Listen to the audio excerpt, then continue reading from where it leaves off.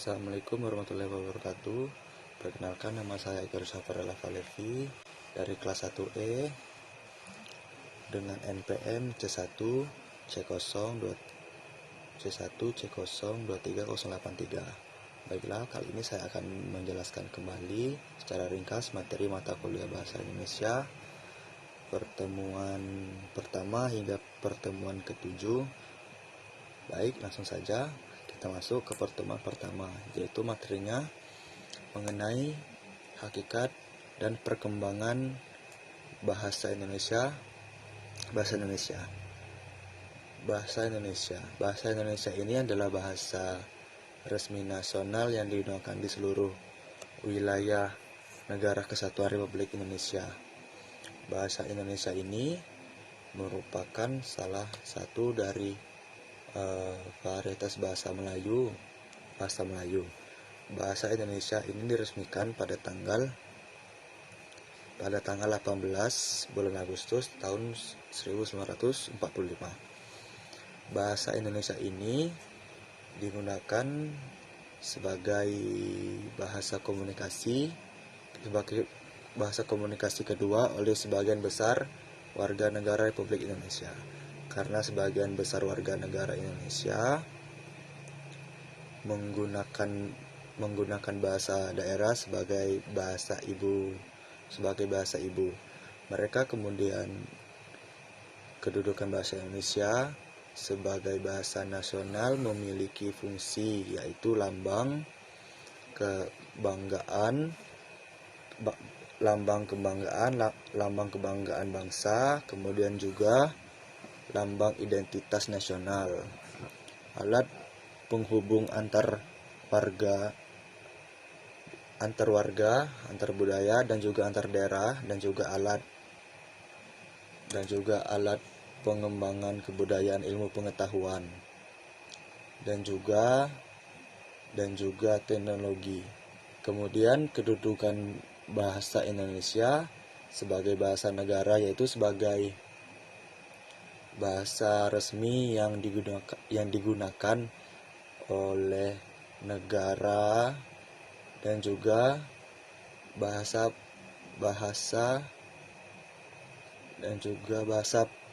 dalam pendidikan, kemudian alat penghubung dalam tingkat nasional, dan juga alat pengembangan kebudayaan, ilmu pengetahuan, dan juga teknologi. Kemudian untuk perkembangan bahasa Indonesia sebelum Indonesia merdeka, bahasa Melayu itu digunakan oleh Kerajaan Sriwijaya sebagai kerajaan mereka. Kemudian pada tanggal 28 Oktober tahun 1928, para pemuda melakukan ikrar dalam Sumpah Pemuda yang berbunyi, "Kami putra dan putri Indonesia menjunjung bahasa persatuan bahasa Indonesia." Mengundi Kongres Bahasa Indonesia juga pada tahun 1938, bahasa Indonesia ini ditekankan oleh lebih diinternasionalkan setelah Indonesia merdeka. Terdapat pada Undang-Undang Dasar Negara Republik Indonesia tahun 1945 bab 15 pasal 36 bahwasannya negara ialah bahasa Indonesia. Kemudian juga banyak terjadi perkembangan mengenai ejaan dalam bahasa Indonesia. Sekian, terima kasih. Baik, kita lanjut ke materi pertemuan kedua, yaitu sikap berbahasa Indonesia.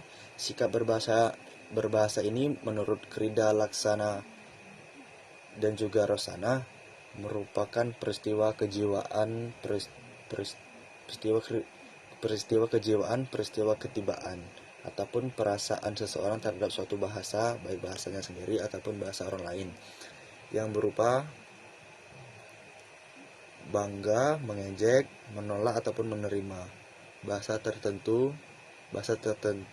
Kemudian ciri dari sikap bahasa menurut Garvin dan menurut Garvin tahun 1968, ada kesetiaan bahasa kebangsaan, bahasa dan juga kesadaran atas kesadaran adanya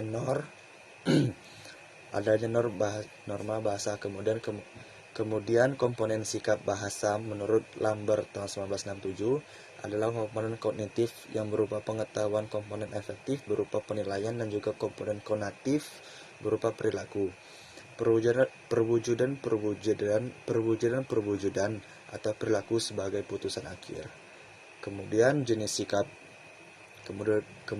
sikap bahasa menurut Anderson ada sikap kebahasaan dan juga sikap non kebahasaan. Sikap kebahasaan ini seperti menggunakan EYD, kata yang baku ataupun paragraf dalam menggunakan bahasa Indonesia. Sedangkan sikap non kebangsaan ini sikap politik, sikap agama, sikap sosial, dan lain-lain. Kemudian sikap terhadap bahasa Indonesia. Ini terjadi menjadi dua, yaitu sikap positif seperti senang untuk mempelajari bahasa Indonesia, ingin menambah pengetahuan tentang bahasa Indonesia. Kemudian mengoreksi apabila ada yang salah dalam menggunakan bahasa Indonesia. Dan juga masih banyak lagi. Untuk sikap negatif ini seperti menganggap remeh bahasa Indonesia, tidak mau mempelajari bahasa Indonesia, malu ketika tidak menguasai bahasa asing, tapi tidak malu ketika tidak menguasai bahasa Indonesia. Sekian, terima kasih. Baik, kita lanjut ke materi pertemuan ketiga, yaitu tentang teks akademik. Sebelum kita membahas mengenai bentuk tulisan secara umum, terlebih dahulu yang pertama ada prosa, yang dibagi lagi menjadi prosa fiksi seperti dongeng, dan juga prosa non fiksi. Yang kedua ada puisi, yang dibagi lagi menjadi puisi lama dan juga puisi baru. Dan ketiga ada drama. Kemudian mengenai teks akademik atau tulisan akademik menurut Dalman Kusmada dan kawan-kawan, dan juga Jari, teks akademik ini atau tulisan akademik ini adalah teks yang mengaji suatu permasalahan yang dilakukan melalui proses penelitian atau proses kajian pustaka dengan menggunakan metode ilmiah yang dapat diterima dan digunakan dalam lingkungan akademik. Kemudian bentuk tulisan ilmiah dari hasil kajian pustaka seperti berita artikel, ilmiah populer, makalah, modul buku. Kemudian hasil dari proses penelitian dapat berupa skripsi, tesis, dan lain-lain. Sekian, terima kasih. Baik, kita lanjut ke materi pertemuan yang keempat, yaitu menjelajahi dunia pustaka. Dari berbagai sumber referensi digital, yang pertama ada Cross, yang dapat kita gunakan untuk mempermudah dalam mencari artikel ilmiah, mencari jurnal, dan juga buku-buku. Kemudian ada Ipusnas, yaitu perpustakaan digital yang mengenai fitur e-reader yang dapat digunakan untuk membaca e-book. Kemudian ada PDF Drive, ada Mendeley mempermudah kita dalam membuat sitasi atau kutipan sitasi atau kutipan. Kemudian juga membuat daftar pustaka ini terbagi menjadi tiga jenis, yaitu Mendeley Web, Mendeley Desktop, dan juga Mendeley Reference Manager. Kemudian ada library Genesis, ada Google Trends, dan masih banyak lagi. Sekian, terima kasih. Baik, kita lanjutkan ke materi pertemuan kelima, yaitu presentasi ilmiah. Hakikat dari presentasi ilmiah. Presentasi ilmiah ini menurut Sadono, Hofland, Janis, dan Kelly merupakan keterampilan ataupun kemampuan berbicara atau komunikasi secara lisan di depan umum untuk menyampaikan gagasan atau pendapat yang didapat dari hasil penelitian, pemikiran kritis, atau informasi dari dunia akademik dan pendidikan untuk mengubah perilaku seseorang berdasarkan pengertian. Tadi ada 3 komponen dalam ilmiah. Dalam ilmiah ini yang pertama yaitu ada komunikator atau orang yang menyampaikan pesan, ada media yang digunakan, dan juga ada audi atau orang yang hebat, dapat diketahui melalui presentasi yang hebat. Presentasi yang hebat ini terjadi apabila audiens dapat memahami pesan yang disampaikan oleh komunikator melalui pemilihan media yang tepat sehingga dapat menginspirasi audiens untuk memilih atau menentukan langkah yang terbaik.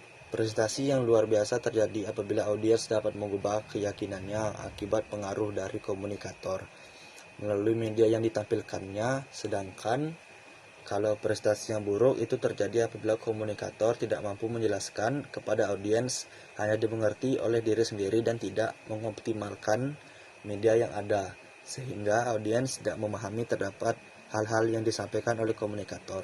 Kemudian untuk alur presentasi ilmiah, ini menurut Kogon dan kawan-kawan, yang pertama yaitu pembukaan, dan pembukaan ini harus disampaikan dengan menarik, karena ini merupakan kesan pertama bagi audiens untuk menentukan apakah ia akan melanjutkan untuk mendengarkan ataupun tidak. Yang kedua ada bagian isi, dan juga yang ketiga ada bagian penutup. Sekian, terima kasih.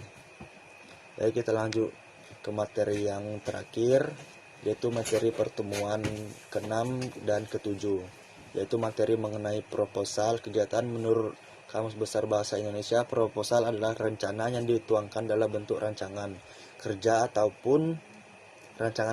ataupun kata proposal ini berasal dari bahasa Inggris yaitu propose, yang artinya mengajukan. Proposal ini dibuat untuk menjelaskan rencana dan tujuan secara jelas dan juga detail.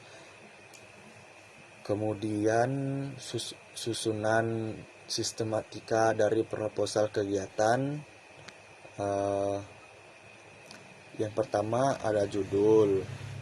Kemudian setelah judul ada daftar. Isi setelah daftar, isi masuk ke bab 1, pendahuluan. Setelah membuat pendahuluan, kita masuk ke bab 2, yaitu gambaran umum rencana usaha.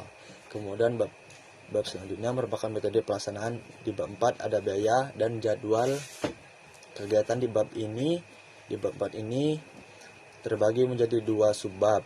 Subbab yang pertama yaitu anggaran biaya, subbab yang kedua jadwal kegiatan. Kemudian setelah bab 4 ada daftar pustaka.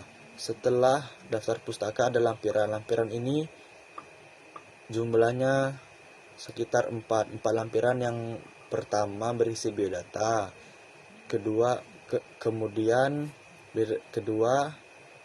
biodata ketua, anggota dan juga dosen pembimbing. Lampiran kedua yaitu justifikasi anggaran kegiatan. Lampiran ketiga susunan organisasi tim pelaksana dan juga pembagian tugas lampiran dan juga pembagian tugas lampiran. Keempat ada surat pernyataan dari ketua pelaksana. Kemudian menyusun rencana dalam menyusun laporan kegiatan ini. Untuk membuat laporan kegiatan ada beberapa tahap yang kita harus lakukan atau persiapkan terlebih dahulu. Yang pertama, kita harus melakukan observasi lapangan seperti menentukan tempat atau menentukan usaha ataupun jasa apa yang akan kita kunjungi. Kemudian ada penyamaan persepsi untuk mempermudah kita dalam membuat proposalnya nanti. Kemudian tahap ketiga ada menyusun proposal kegiatan, dan yang terakhir yaitu mempresentasikan proposal kegiatan yang telah kita buat tersebut. Mungkin inilah video penjelasan materi mata kuliah Bahasa Indonesia secara ringkas. Pertama, kedua, ketiga, keempat, kelima, 6, dan ketujuh. Akhir kata, saya ucapkan terima kasih. Apabila ada kesalahan dalam pengucapan, saya mohon maaf. Pada Allah saya memohon ampun.